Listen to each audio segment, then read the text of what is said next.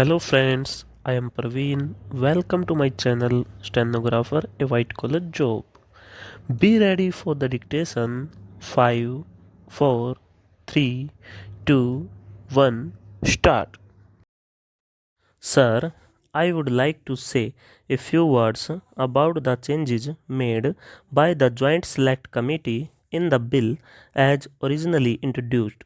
These changes related mainly to the development and regulation of interstate transport, period of validity of permits for operation of transport vehicles, payment of compensation to operators in case of nationalization and some other matters.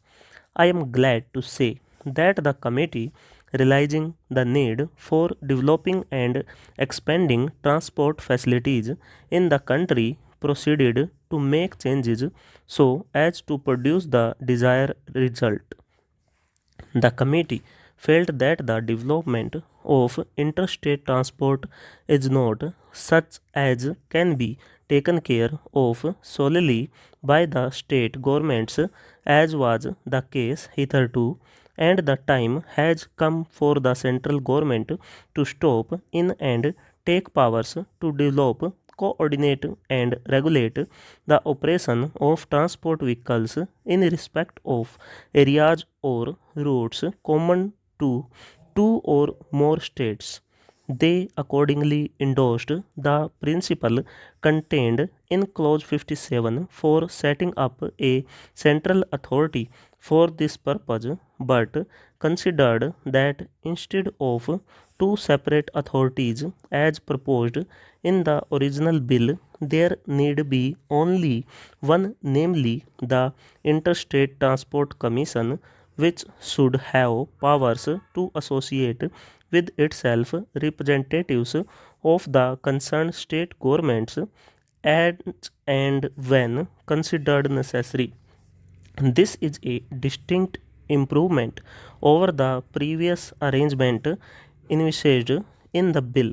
The committee also amended Clause 52 and decided to remove the mileage restrictions for grant of public carriers permits between places connected by railways.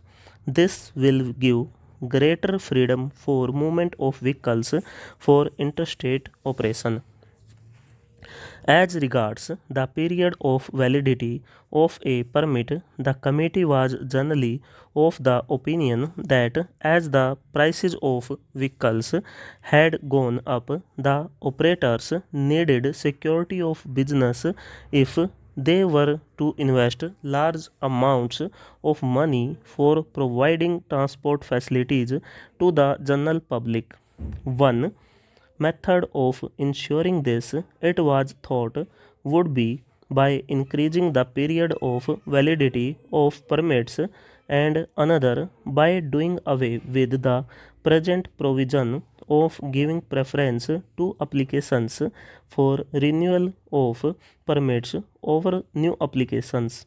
Clause 50 of the bill was accordingly amended so that a permit for a stage carriage shall be effective without renewal for a period of 3 to 5 years, and a public or private carrier's permit will be effective for a period of 5 years.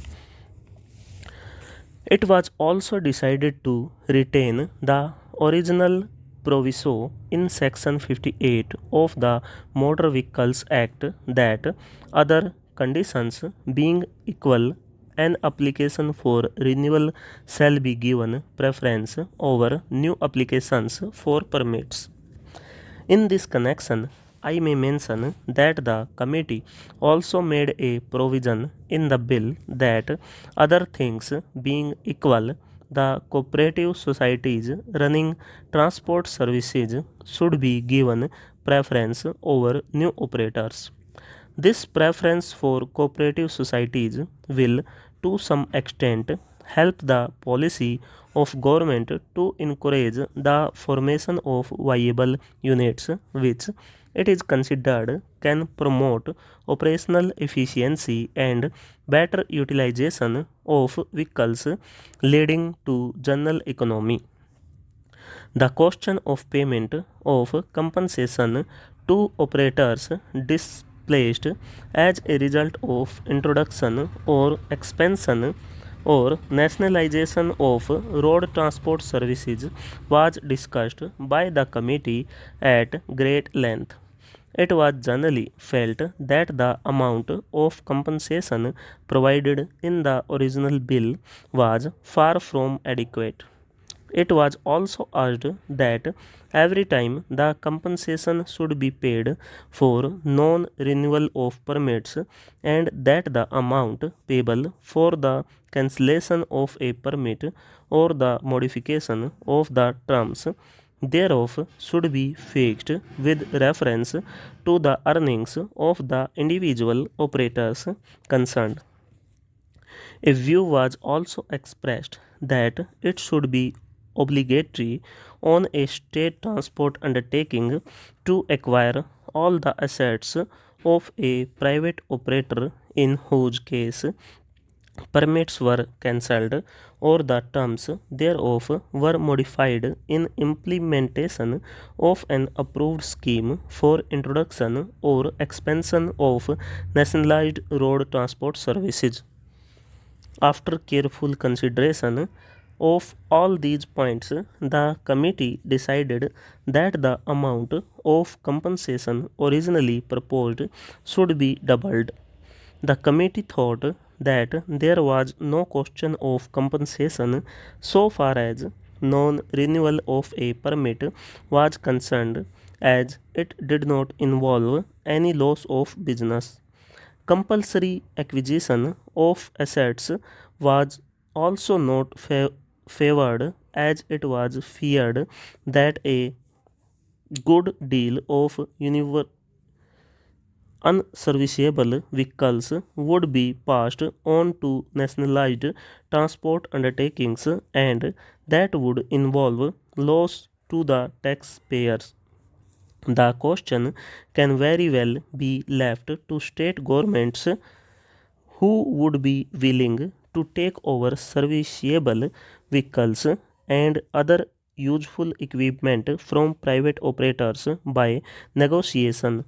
The committee also amended Clause 37 to provide for directions being issued by state governments to the state transport authorities to grant permits for alternative routes or areas to operators displaced as a result of nationalization. This will help in rehabilitation of displaced operators and also lead to opening of more routes.